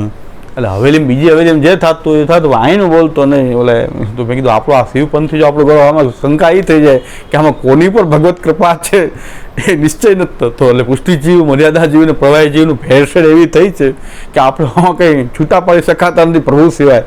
કે કોઈનું સામર્થ્ય નથી, કે મહાપ્રભુજીનો સિદ્ધાંત આપણને ખરાબ લાગે ને આપણે પુષ્ટિ માર્ગી, તો કઈ પ્રકારનો પુષ્ટિ માર્ગ આપણે ચલાવી રહ્યા સમજાતું નથી. કે મહાપ્રભુજીનો સિદ્ધાંત ખરાબ લાગે, એના સિવાયનું બધું ગમે. અને અમારો ખોટ એટલો કે અમે સિદ્ધાંત ખાલી મહાપ્રભુજીની જ વાત કરીએ, એ ખોટ કે એ આ લોકો ખરાબ છે. તો પુષ્ટિ પ્રવાહ મર્યાદા એવું જ છે કે પુષ્ટિ મર્યાદા કે પ્રવાહી જીવને પુષ્ટિ માર્ગી વાત અનુકૂળ નહીં આવે, અને મર્યાદા જીવને મર્યાદા માર્ગની વાત અનુકૂળ આવે. તમને એમ થાય કે આટલું બધું જાણો. કૃષ્ણદાસ મેઘનના ગુરુએ ભવિષ્ય મહાપ્રભુજીના પ્રાકટ્યમાં કીધું કે સાક્ષાત ભગવાનનો અવતાર પ્રકટ થઈ ગયો છે, સાક્ષાત ભગવાન પ્રકટ થયા છે. તો કૃષ્ણદાસ મેઘન તો નીકળી ગયા મહાપ્રભુજીને ગોતવા માટે, અને ગુરુને પણ કીધું કે ભગવાન પ્રકટ થઈ કે તમે આવો, કે ના હું નહીં આવું, તું જા. ભગવાન પ્રકટ થઈ ગયા છે, મહાપ્રભુજી ભગવાનનો અવતાર છે, એ ખબર છે, છતાં હું મહાપ્રભુજી શરણે નહીં થાઉં, તારે જવું હોય તો જા. તો એનો મતલબ શું છે કે પુષ્ટિ જીવ હશે એ આવશે, પોતે ખબર છે, જ્ઞાન છે એટલે મર્યાદા છે, જ્ઞાન છે કે ભગવાન છે, પણ ભક્તિ માર્ગ અનુકૂળ નથી, ભક્તિ માર્ગ પ્રમાણે ચાલવું અનુકૂળ નથી, મર્યાદા માર્ગી સાધના જ અનુકૂળ આવે. તો આ આપણા માર્ગની અંદર આપણો માર્ગ એટલો વિલક્ષણ માર્ગ છે કે મહાપ્રભુજી કેવું છે કે કોઈને બધાને ભક્તિ માર્ગમાં લઈ આવો, બધાને ગીતા જ્ઞાન આપી દો, બધાને આ કંઠી આપી દો, આપણા ચેલા બનાવી દો, તો કલ્યાણ થઈ જાય જીવ બધાનું. એવી બધા ધર્મો સંપ્રદાયમાં આવી હોડ તો ચાલતી હોય છે. મહાપ્રભુજીને આપણે એમાંથી બાકાત છીએ. મહાપ્રભુજી કહે છે પુષ્ટિ જીવ હોયગો સો આએગો, જે પુષ્ટિ જીવ હશે આપોઆપ આવશે અને એને આ માર્ગ મળી જશે.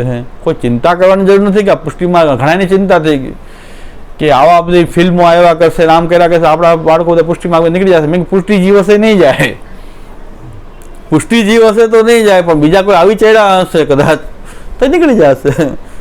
અને કાંઈ નથી, પુષ્ટિ જીવોને ખબર છે કે ભાઈ મહાપ્રભુજી કોણ છે, મહાપ્રભુજીનો ભક્તિ માર્ગ છે, બધાને ખ્યાલ છે.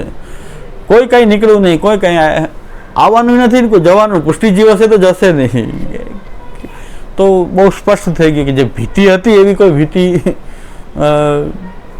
કાંઈ એવું થયું નહીં, કે જે ભય હતો બધાને પણ થાય જ નહીં. એ તો ભય નહોતો કે પુષ્ટિ જીવ નીકળી જશે, અને કોઈ આવી ચડ્યા હશે કદાચ નીકળી જાય તો સારી વાત છે.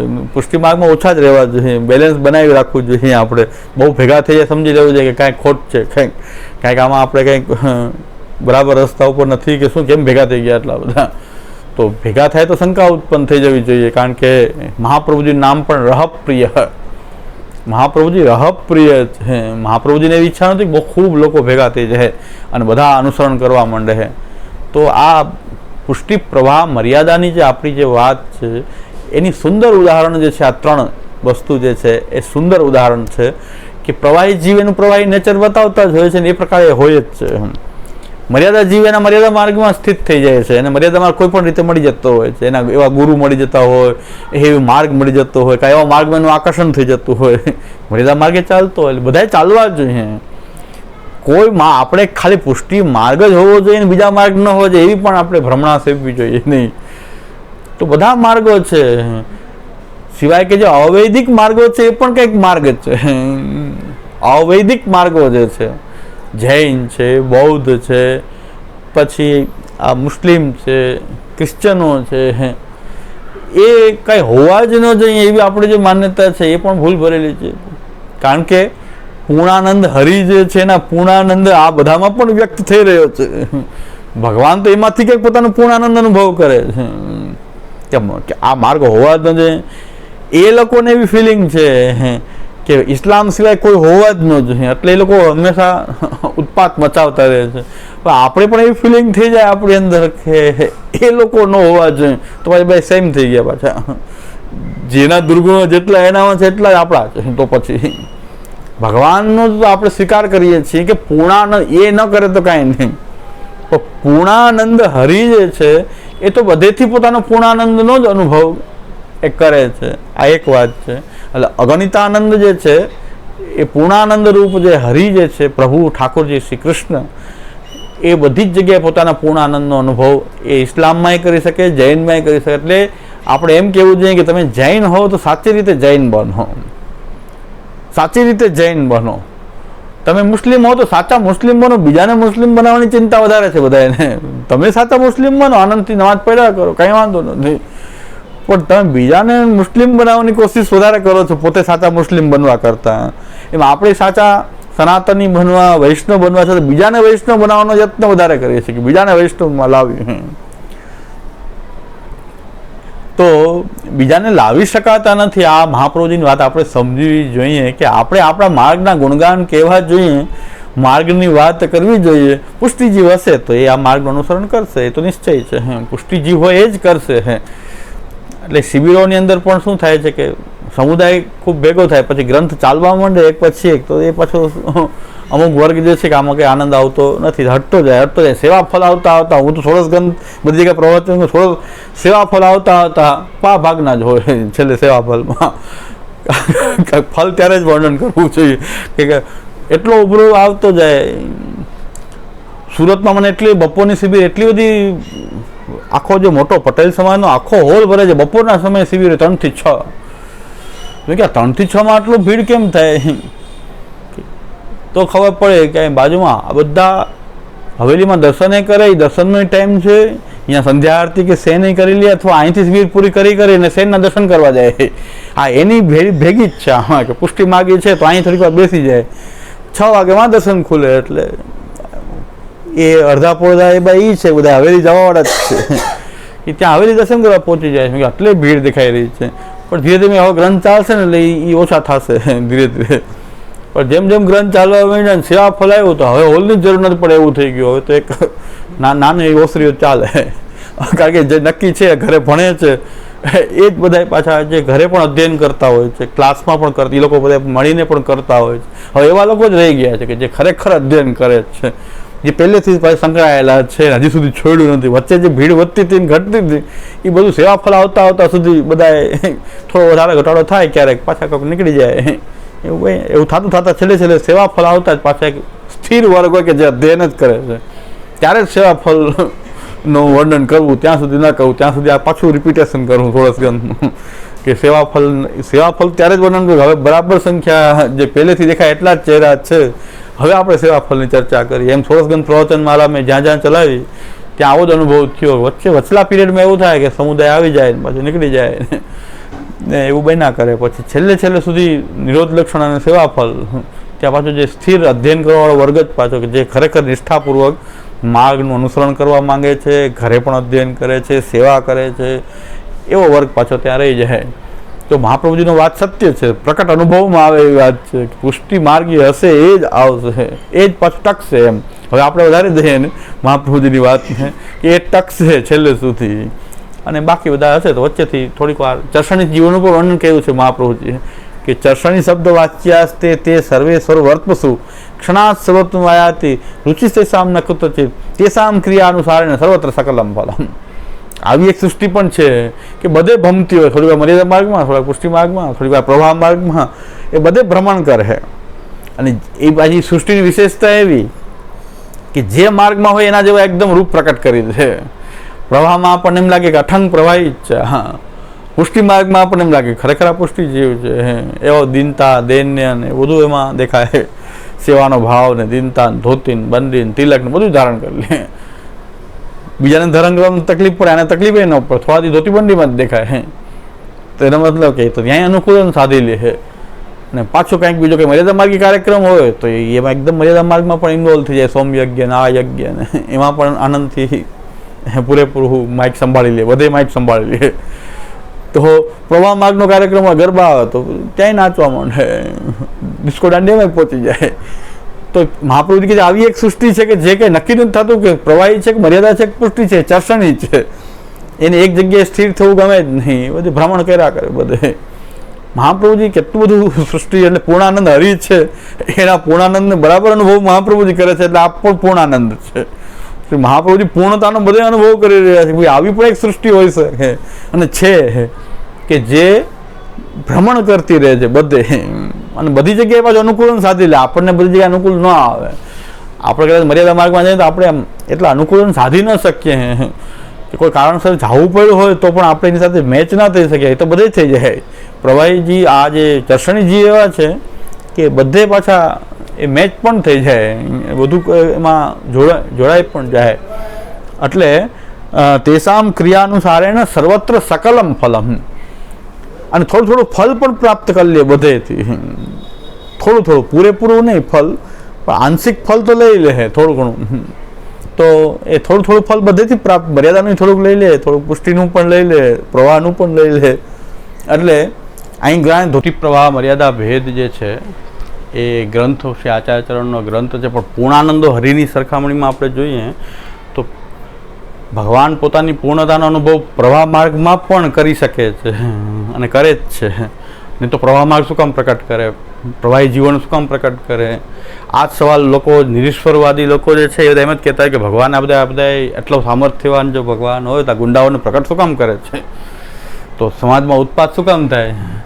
અરે ગુંડા ન હોય તો સમાજ જીવા જેવો જ ન રહે. બાજુ કોની સામે સંઘર્ષ કરવો? પિક્ચરમાં વિલન ન હોય તો પિક્ચર આખો કેવું નિરસ થઈ જાય. એક જ સરખું ચાલ્યા કરે તો એ પિક્ચર લગભગ બહુ આનંદ. વિલન સારો હોય તો જ પિક્ચર જામે.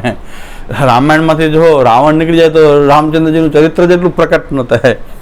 એટલે કંઈક બધાની જરૂરિયાત તો હોય છે.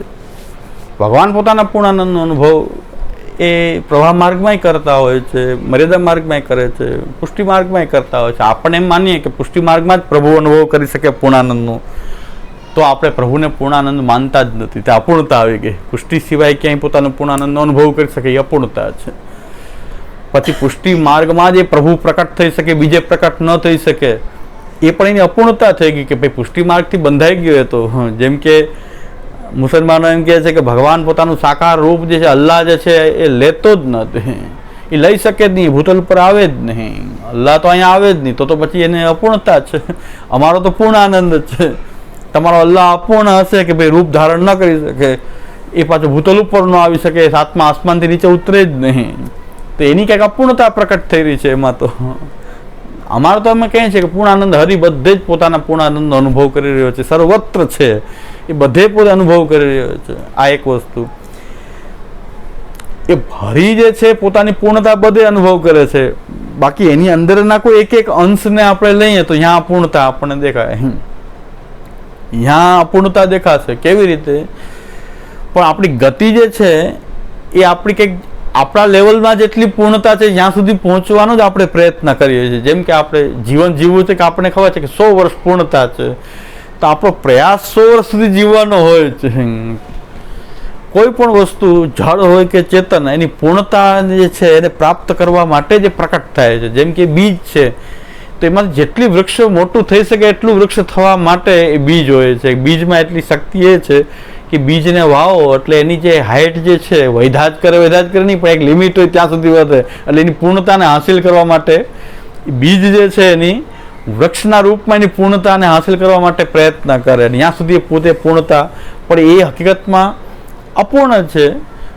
પણ ભગવાન એમાં પોતાને પૂર્ણાનંદનો અનુભવ એ કરી રહ્યા અપૂર્ણ રૂપોમાં પણ. કારણ કે કેટલા અનંત વૃક્ષો, એક વૃક્ષ નહીં, એની માટે તો અનંત વૃક્ષો, એ અનંત વૃક્ષો એની હાઇટને પામવા માટે પ્રયત્ન કરે. ખજૂરનું વૃક્ષ હોય, તાડનું વૃક્ષ હોય તો એની એક હાઇટ સુધી જાય, અમુક વૃક્ષ અહીં સુધી જ રહે. એમાં આપણી પણ હાઇટ વધવાની હોય તો અમુક હાઇટ જે આપણી લિમિટ છે ત્યાં સુધી વધે, પછી વધવાની સ્થિતિ બંધ કરી દેવામાં આવે. કારણ કે પૂર્ણતા આવી ગઈ, હાઇટની જે પૂર્ણતા જે નક્કી છે ત્યાં સુધી આપણે વધીએ, અને પછી આપણે તે ત્યાં સુધી, કારણ કે આપણે એક અંશમાં અપૂર્ણ છીએ અને ભગવાનની પૂર્ણતા જે છે એ સર્વત્ર છે. આપણામાં પણ ભગવાન પોતાનો આનંદ પૂર્ણતાનો એ લે છે. આપણે ભગવાનનો આનંદ બધેથી પૂર્ણતા, ભગવાનનો આનંદ આપણે લઈ શકીએ નહીં. તો આપણી માટે શું ઉપાય છે? તો ભગવાને પોતાની પૂર્ણતાનો અનુભવ ભગવાન પાછા પોતાના સાકાર રૂપની અંદર પણ એ કરાવે છે. એટલે એક સાકાર, એક પરિચ્છિન્ન રૂપ ભગવાન ધારણ કરી અને એમાં પોતાની પૂર્ણતાનો અનુભવ આપણને કરાવવા એ સમર્થ છે. એટલે વિવિધ રૂપ ભગવાન ધારણ કરે ભક્તો માટે. એટલે મહાપ્રભુજી કહે છે કે જ્યારે એની પૂર્ણતા સાથે એ પ્રકટ થઈ જાય, આખું બધી પોતાની પૂર્ણતા લઈને જે પ્રકટ થઈ જાય, તો મહાપ્રભુ કહે છે એને શ્રી કૃષ્ણ કહેવાય. અખંડ પૂર્ણ એવ પ્રાદુર્ભૂત સન કૃષ્ણ ઇતિ ઉચ્યતે. તો આ કૃષ્ણ તત્વ જે છે, મહાપ્રભુજી કહે છે કે પૂર્ણાનંદો હરિસ તસ્માત કૃષ્ણ એવ ગતિર્મો. એ પૂર્ણાનંદ હરિ જે છે એ કૃષ્ણ છે, એ કૃષ્ણ છે અને એનો જ આશ્રય આપણે કરી રહ્યા છીએ. તો આ એક કે ભગવાનને જ છે. બીજું શ્યામુદાદામાં ઉદાહરણ આપે છે કે એક ટ્રેન છે, એ ટ્રેન જે સ્ટેશનથી નીકળી એ પાછી જ્યાં પહોંચવાની છેલ્લું સ્ટેશન છે ત્યાં સુધી ટ્રેન તો ચાલવાની છે, પણ વચલા મુસાફરો જે છે એને જ્યાં જ્યાં પોતાનું સ્ટેશન આવી જાય ત્યાં ઉતરી જાય છે. એટલે આ ટ્રેન જે છે એની યાત્રામાં એ પૂર્ણાનંદ છે, અને જ્યાં જ્યાંના સ્ટેશનમાં આપણે બધા ઉતરી જાય છે તો વ્યક્તિને જ્યાં પૂર્ણતા પોતાનો આનંદ લાગી રહ્યો છે ત્યાં એનું સ્ટેશન આવે ત્યાં ઉતરી જાય. જ્યાં જેવો અધિકારી હોય એ ત્યાં ઉતરી જાય. કોઈ મોક્ષમાં ઉતરી જાય, કોઈ દેવી દેવતાના રૂપમાં અટકી જાય, કોઈ પ્રવાહના રૂપમાં અટકી જાય, કોઈ એમ કહે છે કે આ સૃષ્ટિ ચાલે ત્યાં સુધી ભગવાનનો પૂર્ણાનંદ તો આ સૃષ્ટિ ચાલે ત્યાં સુધી રહેવાનો છે, તો અમારે મુક્ત થવું જ નથી, અમે તો પૂરેપૂરી સફર કરવી છે. તો ભગવાન કહે છે સૃષ્ટિ થવા દો, ત્યાં સુધી તમે એ સૃષ્ટિમાં રહો. એટલે સૃષ્ટિના સંદર્ભમાં જોઈએ તો છેલ્લા સ્ટેશન એટલે કે જ્યાં સુધી પ્રલય થાય એ છેલ્લું સ્ટેશન છે. સૃષ્ટિનો પ્રારંભ સ્વર્ગથી લઈ અને આશ્રય એટલે પ્રલય પર્યંત જે છે આ સૃષ્ટિ ચાલે, અને એમાં મોક્ષવાળા જે છે વચ્ચેથી એનું સ્ટેશન આવે મોક્ષનું, ત્યાં ઉતરી જાય. જ્ઞાન માર્ગી, કર્મ માર્ગના જે સ્થાનમાં પહોંચી જાય, સ્વર્ગાદિકમાં એ બધા સ્ટેશન આવે ત્યાં. પણ સૃષ્ટિના લયમાં છેલ્લે પોતે એ બધા જ જીવોને પોતાની અંદર સ્થાપિત કરી દે, ત્યારે બધા પ્રવાહી જીવો પણ મુક્ત થઈ જાય. પણ ત્યાં સુધી સૃષ્ટિમાં અમારે આનંદ લેવો જ છે. તો ભગવાન કહે છે કે તમે વારંવાર જન્મ લીધા કરો, એક પ્રકાર વારંવાર જન્મ વારંવાર મરણ એ લયા કરે. આ પુષ્ટિની વાત થઈ ગઈ. વચ્ચે સ્ટેશનમાં જે ઉતરી જાય તો મોક્ષવાળા વચ્ચે ઉતરી જાય. હવે પુષ્ટિજીવ શું છે આમાં? તો પુષ્ટિજીવ જે છે એ જેટલા પણ નામ રૂપ જે કર્મ પ્રભુના છે એમાંથી પોતાને જે ગમે છે એવું જે ભગવાનનું જે સ્વરૂપ જે છે, પુષ્ટિજીવ જે છે આ એકે સ્વરૂપમાં આસક્તતા નથી, પણ ભગવાનનું એક રૂપ આને પ્રાપ્ત થઈ જાય છે ત્યારે એમાં એ આસક્ત બની જાય. એ જીવો પુષ્ટિજીવ હોય છે. એ ભગવાનને શોધતા હોય છે આ નામરૂપ કર્મમાં. આ બધા નામરૂપોથી સંતુષ્ટ નથી. ગમે એવી સુંદર વસ્તુ છે, સુંદર વ્યક્તિ છે, એનાથી સંતુષ્ટ નથી, પણ એ ભગવાનનું જે સ્વરૂપ જે છે એમાં જ આસક્ત થવા માટે સર્જાયેલી સૃષ્ટિ છે. એને જ્યારે ભગવાનનું કોઈ સ્વરૂપ મળી જાય, પ્રાપ્ત થઈ જાય પ્રભુનું કોઈ સ્વરૂપ, ત્યારે જીવ પોતાનું સ્ટેશન એનું એ જ છે કે હવે અમારે ભલે ટ્રેન ચાલતી રહે પણ અમારે તો આપની સાથે જ રહીને મુસાફરી કરવી છે. અમે મુક્ત થવા ઈચ્છતા નથી, અમે સાથે મુસાફરી કરવા ઈચ્છીએ છીએ, પણ અમને અમારું જે રૂપ મળી જવું જોઈએ, આ ભીડમાં અમને અમારું રૂપ મળી જવું જોઈએ કે જે આપણા સેવ્ય પ્રભુના રૂપમાં એને પ્રાપ્ત થઈ જાય. પછી એની સાથે ભલે પછી સૃષ્ટિ ચાલે ત્યાં સુધી એ અમે અક્ષર બ્રહ્મમાં સ્થિત થઈને પ્રભુની સેવા કરી રહ્યા છીએ. તો અમને આપની સાથે રહેવાની જેને કામના છે, પ્રભુના એ સાથે એ રહે. તો એ પ્રકાર જે છે પુષ્ટિ પ્રવાહ અને મર્યાદા જે ભેદ જે છે એમાં ભગવાન પોતાનો પૂર્ણ આનંદનો અનુભવ કરે છે. મર્યાદા જીવમાં કરે છે અને પ્રવાહી જીવમાં કરે છે. દેવીના રૂપમાં, દેવતાના રૂપમાં, એ અક્ષર બ્રહ્મના રૂપમાં, સાકાર રૂપમાં, નિરાકાર રૂપમાં એ અનંત, એનો ગણતરી ન થઈ શકે એવો આનંદ છે. હવે એમાં જે પુષ્ટિ સૃષ્ટિ છે એ પુષ્ટિ સૃષ્ટિ ભગવાનના સ્વરૂપમાં આસક્ત થવા માટે છે. મર્યાદા જીવો જે છે એ મોક્ષાદિકની અંદર એ આસક્ત હોય છે, એને કામના મોક્ષની હોય છે કે આમાં છૂટી જવું બસ, અને એ વિલીન થઈ જવું અક્ષર બ્રહ્મમાં. અને પુષ્ટિજીવો હોય છે ભગવાનના સ્વરૂપમાં આસક્તિ એટલી પ્રબળ હોય છે કે એને ભગવાનનું સ્વરૂપ પ્રાપ્ત થાય છે ત્યારે એમાં એ સ્થિત થઈ જાય કે હવે સંતોષ થયો. એક વૈષ્ણવ મને કહ્યું કે મુસલમાન, ક્રિશ્ચન કોઈને મેં છોડ્યા નથી, બધે જઈ આવ્યો છું, પણ ક્યાંય સંતુષ્ટિ નહોતી થતી. મુસલમાનો પાસે જઈ આવ્યો, મસ્જિદોમાં જતો, એના જે મૌલવી મુલ્લાઓ બધા પાસે જઈને સત્સંગે કરતો, જે કુરાનની બધી વાતો કરે. કોઈ ક્રિશ્ચનના ઓલા હોય ત્યાં વયો જાઉં, કોઈ દેવી, કોઈ ભુવા હોય, કોઈ હિન્દુ સાધુ સંતો, ક્યાંય સંતુષ્ટ ન થયો. અને એક વખત પુષ્ટિ માર્ગી કંઈક વૈષ્ણવનો સંગ થયો ને ત્યાં હું ભગવદ વાર્તામાં જવા માંડ્યો. ત્યારે પછી મને એમ થયું કે હવે અહીંયા જ શાંતિ છે, કે આપણે હવે જે આપણે જોતું હતું એ પ્રાપ્ત થયું. હવે કે શું થયું કે ખબર નથી, ભગવદ વાર્તા થતી તો એમ કે અહીંયા જવું જોઈએ આપણે. મૌલવી મુલ્લા કોઈને મૂક્યા નથી. પણ જ્યારે હું ભગવદ વાર્તા થતી હતી, વૈષ્ણવ મળીને ભગવદ વાર્તા કરતા તો કે અહીં પણ જોઈએ શું છે. પણ ત્યાં જવા માંડ્યો ત્યારે એમ થઈ ગયું કે હવે આપણું સ્ટેશન આવી ગયું, હવે અહીં સંતુષ્ટિ છે. બાકી બધે એમ લાગે કે અહીંથી હવે અહીં જાઉં, અહીંથી અહીંયા જાઉં. પણ જ્યારથી મેં પુષ્ટિજીવ હશે તો એને પુષ્ટિ માર્ગી વાતો મળી ગઈ, એને સંતુષ્ટિ થઈ ગઈ, અને ખૂબ સુંદર રીતે સેવા હમણાં જ પહોંચ્યા. 3-4 મહિના પહેલાં જ. પણ એ કે એણે મને કહ્યું કે હું તો બધે જ આવ્યો, ક્યાંય બાકી. મને બી તમે આટલા ચુસ્ત મર્યાદી વૈષ્ણવ નામ તિલક, તમે એકદમ પુષ્ટિ માર્ગમાં રહેવાવાળા વ્યક્તિ, તમે આ બધું કરેલું, બધું કાંઈ બાકી નહીં, કોઈ વસ્તુ એવી બાકી નથી કે જે ના કરી હોય, પણ ક્યાંય સંતુષ્ટિ ન થઈ. એમ ન થયું કે કંઈક શાંતિ મળી હોય, એવું કાંઈ નથી થયું. પણ એક વખતથી કોઈ વૈષ્ણવ બધા ભગવદ વાર્તા કરતા હતા, ન્યાય પહોંચી ગયો, ત્યારથી પુષ્ટિ માર્ગમાં આવ્યો. પછી મેં સેવા વગેરે બધું જ એકદમ પુષ્ટિ માર્ગી જીવન જીવતા, ગ્રંથોનો પાઠ વગેરે. અને મહાપ્રભુજીમાં બહુ નિષ્ઠા મહાપ્રભુજીમાં એમની હતી. જે ભટકીને આવે નિષ્ઠા વધારે હોય એવું લાગે છે કે બધે ભટકીને આવ્યો એની નિષ્ઠા વધારે હોય છે, કારણ કે એને બધું જોઈ લીધું, ક્યાંય છે નહીં સાર. એમ હુવા ભરાડી જે કાંઈ કરવું હોય, જ્યોતિષ મંત્ર તંત્ર બધું કરી લીધું, કાંઈ બાકી નહીં. પણ અહીં જે મહાપ્રભુજીમાં જે દ્રઢતા એમની થઈ છેલ્લે એટલે મેં તો જોયા હતા મારા ઉંમર પ્રમાણેથી, એની જવાનીની વાત કરતા, પણ મેં તો જોયા ત્યારથી એકદમ પુષ્ટિ માર્ગમાં નિષ્ઠ જોયા. પણ એણે મને કીધું આમ કે મારું તો જીવન કેવું હતું કે કાંઈ બાકી નહોતું, જે માર્ગ કે ત્યાં પહોંચી જાઉં, કોઈ સાધુ આવે ત્યાં પહોંચી જાઉં, કોઈ સંત આવે ત્યાં પહોંચી જાઉં, રામાપીરની અંદર ઓલા પાઠ મંડપ થાય ત્યાંય પહોંચી જાઉં, બધું કરેલું જ છે. કોઈ વસ્તુ સર્વ માર્ગ જોઈ લીધા છે. સર્વ માર્ગે શું નષ્ટે શું કહું છે કલ ધર્મિની. તો એની છેલ્લે મહાપ્રભુની એટલી બધી નિષ્ઠા હતી એમને કે પુષ્ટિ માર્ગ મહાપ્રભુ સિવાય બીજી કંઈ વાત કાંઈ છે જ નહીં જગતમાં. એ તો કે મેં અનુભવ કરી લીધું છે કે શ્રી વલ્લભ નખ ચંદ્ર છતાબીન સબ જગ માહી અંધેરો, ઘોર અંધકાર છે બાકી બધે.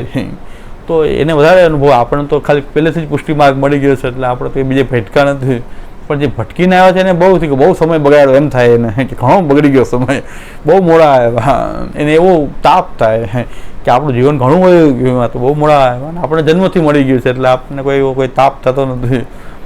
એટલે પુષ્ટિ પ્રવાહ મર્યાદા ભેદ આ પૂર્ણાનંદના એંગલથી આપણે સમજીએ તો પ્રભુની લીલા જ છે. અને આ રીતે આપણે જ્યારે જોવા માંડીએ ત્યારે જે પુષ્ટિ સૃષ્ટિને જે આ આટલા બધા નામ રૂપ, અનંત નામ રૂપ કર્મમાંથી એને એક જ નામ રૂપમાં આસક્ત થાય છે, ભગવાનનું નામ, કૃષ્ણ નામ અને કૃષ્ણ રૂપ, એમાં આપણી જ્યારે આસક્તિ થઈ જાય છે ત્યારે આપણે સમજવું જોઈએ કે હવે આપણે પુષ્ટિ જીવી છે, કે આપણને શ્રી કૃષ્ણમાં દ્રઢતા થઈ ગઈ છે. શ્રી કૃષ્ણ જ અમારું જે શોધતા હતા એ રૂપ અમારું શ્રી કૃષ્ણ જ છે. એટલે ફરી પાછી એ જ વાત કે આપણને શ્રી કૃષ્ણ રૂપમાં આસક્તિ થઈ અને આપણે કૃષ્ણની સેવા કરીએ છીએ, એ તો બરાબર છે. પણ પાછું કોઈ શિવની પૂજા કરતી તો નિંદા કરવા માંડીએ તો સમજી લેવું કે આપણે પ્રભુના પૂર્ણાનંદનો અનુભવ કરવા માટે હજી કાચા છે, કારણ કે એ શિવ રૂપમાં પણ પ્રકટ થઈને એને આનંદ આપી શકે છે. આપણને કૃષ્ણ રૂપમાં આનંદ આપી રહ્યો છે. આપણે જ્યારે શિવની નિંદા કરવા માંડીએ સમજવું કે આપણે પણ પાછા મહાપ્રભુજીના માગથી આપણા ઠાકોરજીને આપણે પૂર્ણ માનતા નથી, કે એ શું શિવરૂપ ન પ્રકટ થઈ શકે? એ શિવ રૂપમાં કોઈને આનંદ ના આપી શકે? જગત રૂપમાં આનંદ આપી શકતો હોય તો શિવના રૂપમાં કેમ આનંદ ના આપી શકે? તો ત્યાં આપણે એને શિવ રૂપમાં આસક્ત થવા માટે સર્જાણા છે. તો આપણે શા માટે નિંદા કરવી જોઈએ એના માર્ગની કે એના દેવની કે નિંદા આપણે શા માટે કરવી જોઈએ? કારણ કે આપણે તો માનીએ છીએ કે પૂર્ણાનંદ હરિ બધે પોતાની પૂર્ણતા પ્રકટ કરવા માટે એ સક્ષમ છે. એટલે જે પૂર્ણાનંદ હરિ છે કે એનો એ પૂર્ણાનંદ બધે જ વ્યક્ત થઈ રહ્યો છે. જૈન દિગંબર સાધુ એક બહુ સારા જૈન આચાર્ય હમણાં પહોંચી ગયા, તો એમણે જીવનની અંદર એક પણ વિવાદની અંદર ક્યાંય ફસાણા નહીં. એમાં ગિરનારનો બહુ મોટો વિવાદ ચાલે કે ગિરનાર જે છે જૈનોના છે કે આ બધા સાધુ સંતોના છે. ગિરનારનો એ લોકોનો મોટો વિવાદ છે, દત્તાત્રેયજીનો. એ લોકો એમ માને છે કે જૈન સ્થાન છે અને આપણા સાધુ સંતો ત્યાં કબજો સાધુ સંતોનો છે એટલે જૈન લોકોને કંઈ અહિંસા પરમો ધર્મ અહીંયા કાંઈ ચાલે નહીં, એને કોઈને આ જૈન લોકોને આવવા ન દે. તો નરેન્દ્ર મોદી એ જૈન આચાર્યને મળવા માટે આવ્યા. તો જૈનો બધા ખુશ થઈ ગયા કે હવે પ્રશ્ન હલ થઈ જશે. પ્રધાનમંત્રી મળવા આવ્યા તો આ પ્રધાનમંત્રીને કહીને આ બધું સોલ્યુશન કરાવી દેશે આચાર્ય. મોદી મળીને ગયા પછી એમને પૂછ્યું કે તમે આપણે આ ગિરનારના પ્રશ્નની ચર્ચા કરી કે નહીં? તો બહુ મોટો આપણો પ્રશ્ન છે ને પ્રધાનમંત્રી સાથે વાત થઈ જાય તો આ બધું નિરાકરણ આજે ને આજે નિરાકરણ થઈ જાય. અમને તેમ લાગ્યું હવે નિરાકરણ થઈ જશે.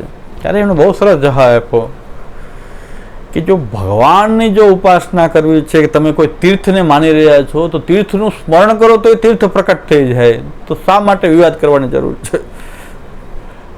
એ હિન્દુઓ પોતાનું સ્થાન માનતા હોય તો ભલે માને, આપણે જૈન માનીએ છીએ તો મનથી સ્મરણ કરી લ્યો ગિરનારનું, તો ગિરનાર ત્યાં પ્રકટ થવા સક્ષમ છે.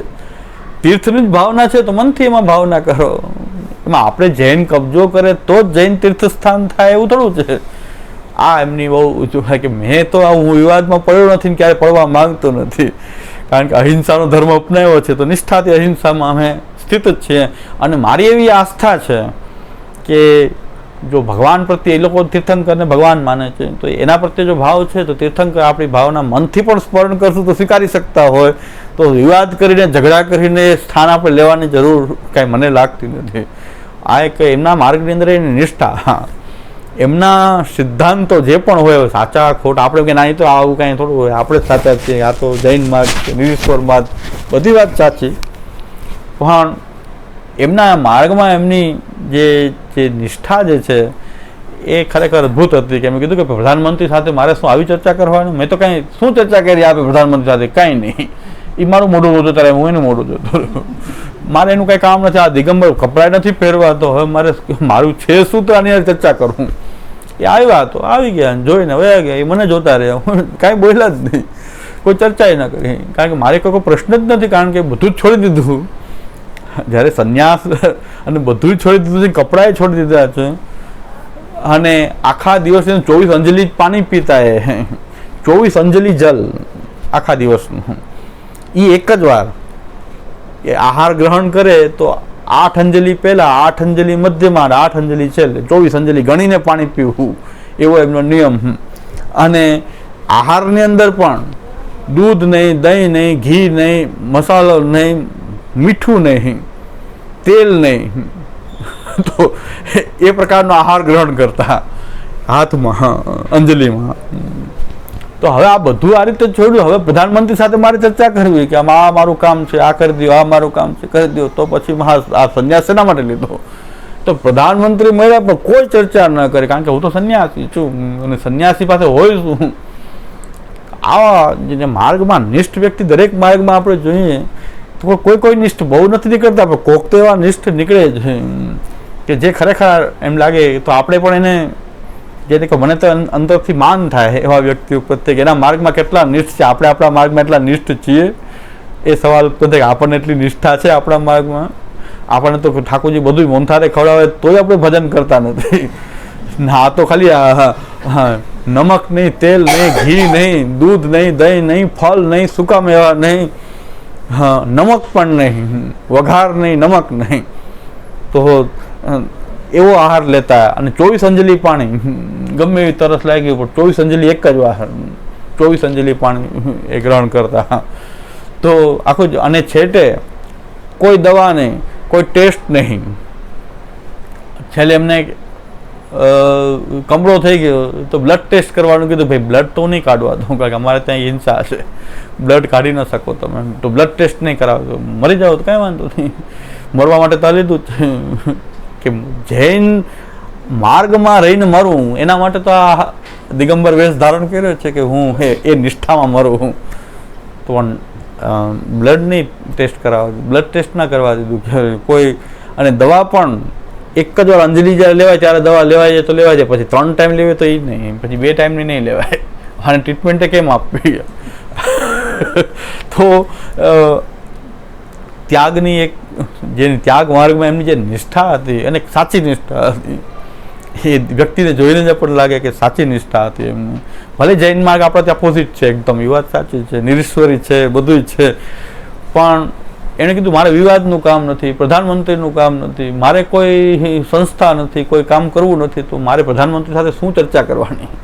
રાજકારણ સાથે મારે કોઈ લેવા દેવા નથી, તો મારે એની સાથે ચર્ચા શું કરવાની? એને આશીર્વાદ આપી દીધા, વાત પૂરી થઈ ગઈ. થોડીક વાર બેસી નીકળી ગયા. અને જૈન સમાજ આખો ખુશ હતો કે આજે બધા પ્રશ્ન હલ થઈ જશે, કારણ કે પ્રધાનમંત્રી મુલાકાત થઈ તો આચાર્ય બધું કહી દેશે.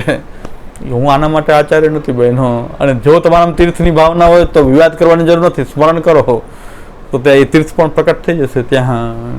તો આવી નિષ્ઠા આપણને આપણા માર્ગમાં થવી જોઈએ. કાલે જ મેં સાંભળ્યું કે બરસાનાના એક સંત જે છે એ 4 વાગે ભજનમાં બેસે છે, એટલે એને માલા જપમાં, ભજન એટલે આપણું સેવારૂપ નહીં પણ માલા જપ. તો સાંજે 4 વાગે એ બહાર આવે, તો સવારે 4 વાગ્યાથી બેસે, સાંજના 4 વાગે એ બહાર આવે, પછી ભોજન ગ્રહણ કરે. એક ટાઈમ, પછી 10 કિલોમીટરની પરિક્રમા દે, પછી સાંજે આવીને સંકીર્તન થાય, 1 વાગે સુવે, ફરી પાછા 4 વાગે એટલે કે 3 વાગે ઉઠીને બધું સ્નાન કરીને 4 વાગે પાછા ભજન બેસે છે.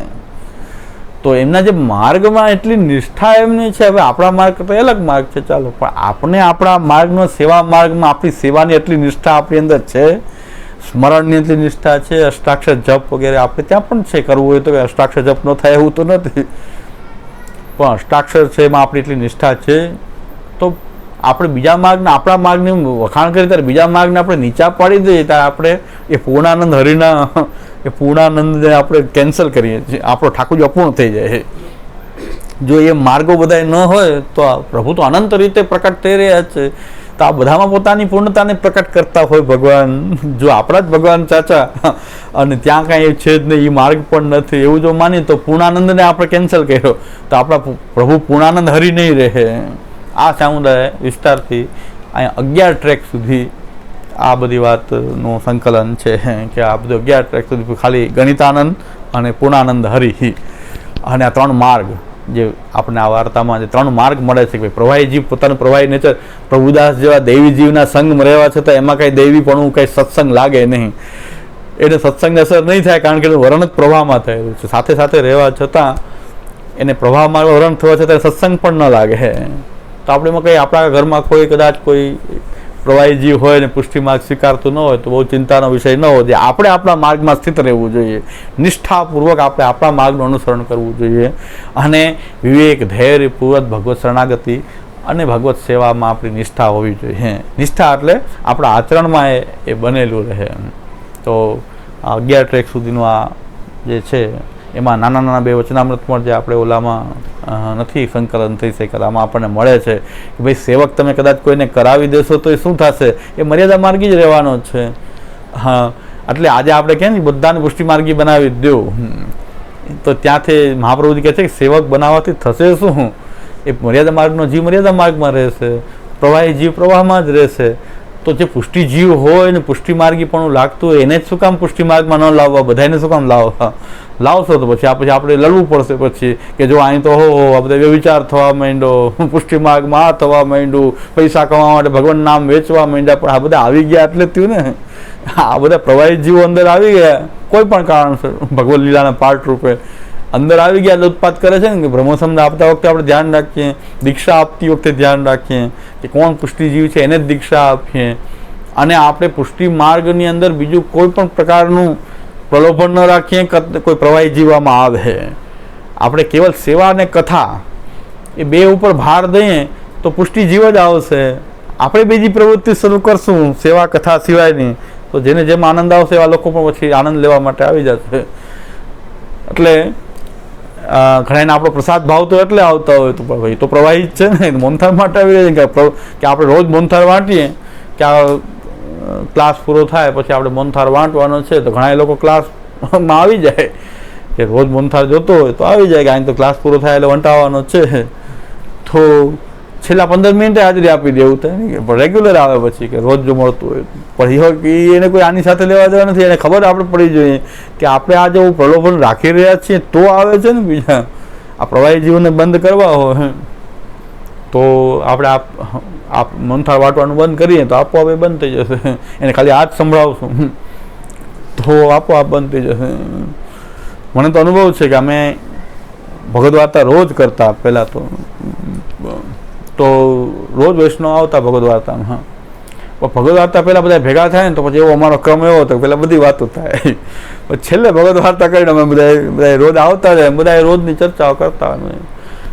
કંઈ નવું કિસ્સા બન્યા હોય કે રાજકારણમાં તો એની ચર્ચા થાય ને ક્રિકેટની ચર્ચા થાય ને બધું થાય તો ઘણા લોકો આવીને બેસતા. હા, જેવું આમ પુસ્તક ખોલું ને અમુક માંથી નીકળું કે હવે તો આ બેસવું પડશે, બાજુ ચાલુ થઈ જશે તો કલાક ઓલી ચર્ચા થાય ને ત્યાં સુધી આનંદથી ભાગ લે. અને જેવું આમ ચાલો આમ પુસ્તક આમ લઈને બાજુ આમ ખોલું ને દંડવત કરીને કે આ તો કલાક પાછું સાંભળવું પડશે તો અડધી કલાક તો મુશ્કેલી થાય. આપણે તો ઓલા મજા આવતી હતી અને 2 કલાક ચાલુ રાખ્યું હોય ક્રિકેટની ચર્ચા તો એ લોકો 2 કલાક બેસે. મને ભગાડવા હોય ને તો તરત પુસ્તક આમ લઉં ને આમ કરું તો ઊભા થઈને હમણાં આટલા તો નીકળી જ જશે, 2 વધશે જે સાંભળવાવાળા છે 2 થી 3 જણા સાંભળતા બાકી આવતા ઘણા જ્યાં ઝૂલા ઉપર બેસતો ત્યાં ભગવદ વાર્તા કરતો આખો ત્યાં સુધી આ સામેના બધા ભરાઈ જતા. પણ એ બધી ચર્ચા ચાલતી ને ત્યાં સુધી બધા બેઠા હોય. જેવું પુસ્તક ખોલવાની શરૂઆત થાય તો લગભગ બધા નીકળવા માંડે. એટલે ખબર પડી કે બધે કંટાળો આવે એમ થાય કે બહુ વાતો છે તો બહુ કરે છે, તો પછી બાજુ મેં કે લાવો તો પુસ્તક એમ કહું જ ભાગે. મેં પ્રત્યક્ષ અનુભવ કર્યો કે હવે આવતો કોઈ અડધી ચાલુ થઈ જાય, અડધી કલાક બંધ નથી, વચ્ચે ખરાબ લાગે ને પાછું, એટલે ઊભા થઈ થઈને પહેલાં નીકળી જાય. એટલે પ્રવાહી જીવોને આપણે એવું આકર્ષણ મૂકશું, પ્રવાહનું આકર્ષણ મૂકશું તો આવે છે ને.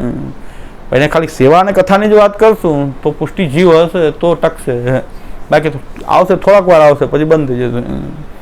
પણ એવી નિષ્ઠા આપણી અંદર માર્ગમાં હોય તો આપણે ઘણા દૂષણથી બચી જાય અને બચાવી શકીએ બીજાને. બાકી આપણામાં નિષ્ઠા ન હોય ત્યાં સુધી આપણે ગમે એટલા સરઘસ કાઢીએ તો કાંઈ થવાનું નથી. ગમે એટલું ગાળાગાળી કરીને કરો તોય કાંઈ ન થાય, ગમે એટલા સરઘસ કાઢો તોય કાંઈ થવાનું નથી. એની માટે તો આપણે દૃઢ સંકલ્પ કરવો જોઈએ કે આપણે આપણા માર્ગને સારી રીતે જીવશું, તો વાતાવરણ સુધરશે. એમ બધા વૈષ્ણવો સંકલ્પ કરે કે સારી રીતે જીવવું છે, સાચી રીતે જીવવું છે પુષ્ટિ માર્ગને, બસ બીજું અમારા જીવનનું કોઈ ધ્યેય નથી. પુષ્ટિ માર્ગની સેવા કથાને અમે સારી રીતે કરીએ તો એક વર્ગ ઊભો થાય તો કંઈક નિરાકરણ ઘણું બધું થઈ શકે એમ છે. બાકી આ બધા ટેમ્પરરી ઉપાય હતા, ટેમ્પરરી સભા સરઘસ કરવાના ઉપાય તો બધા ટેમ્પરરી છે. એનાથી કંઈ અત્યાર સુધી 1862 અત્યાર સુધી કંઈ ન થયું. હજી એના કરતાં 10 ગણું વાતાવરણ ખરાબ છે.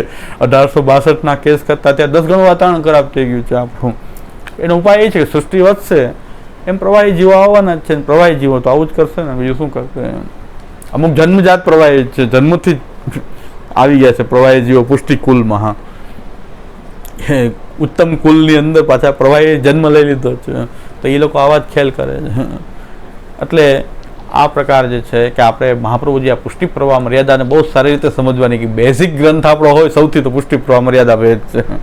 એ બેઝિક ગ્રંથ છે કે જેના આખી સૃષ્ટિનું નિરૂપણ આપણી સામે થઈ જાય કે આ પ્રભુની આ સૃષ્ટિ પોતાના પીડા માટે છે, અને એમાં ભગવાન પોતાનો પૂર્ણાનંદ એ પ્રવાહમાંથી પણ લઈ રહ્યો છે, મર્યાદા માર્ગમાં પણ લઈ રહ્યો છે, અને પુષ્ટિ માર્ગમાં પણ લઈ રહ્યો છે. આપણે પુષ્ટિ જીવ છીએ એનો મતલબ કે આપણી લિમિટેશન છે કે આપણે પૂર્ણાનંદ જે છે પુષ્ટિ રીતે જ પુષ્ટિ સ્વરૂપથી જ અનુભવ કરી શકશું.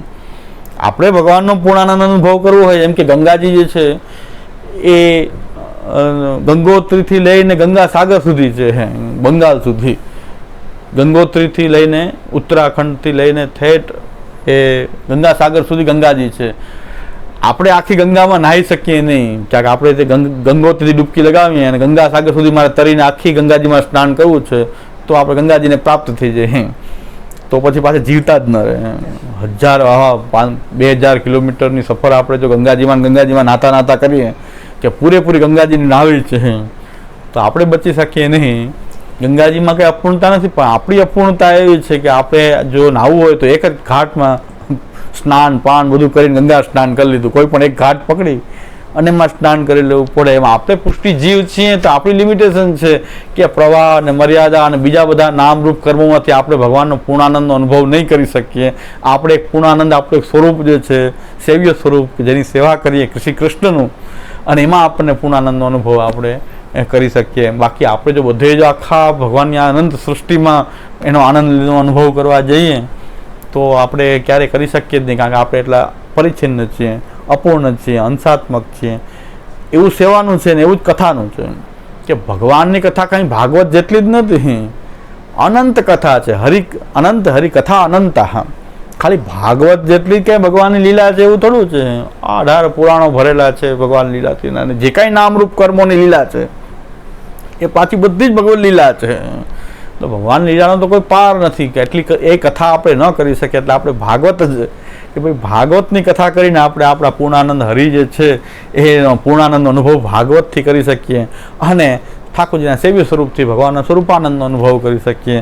એ આપણે પુષ્ટિ જીવ તરીકેને આપણી એક લિમિટેશન છે, પણ ભગવાન માટે આ કોઈ બંધન નથી. આટલો વિષય આપણે આ સૃષ્ટિના સંદર્ભમાં અને જીવના સંદર્ભમાં અક્ષર બ્રહ્મ અને પૂર્ણાનંદ આ બધા જ આપણા સાકાર બ્રહ્મવાદના મહત્વના મુદ્દા જે છે આમાં આવરી લેવાના છે. દ્રઢૈન ચરણન કેરો ભરો જીવ શ્રી ગુસાઈજી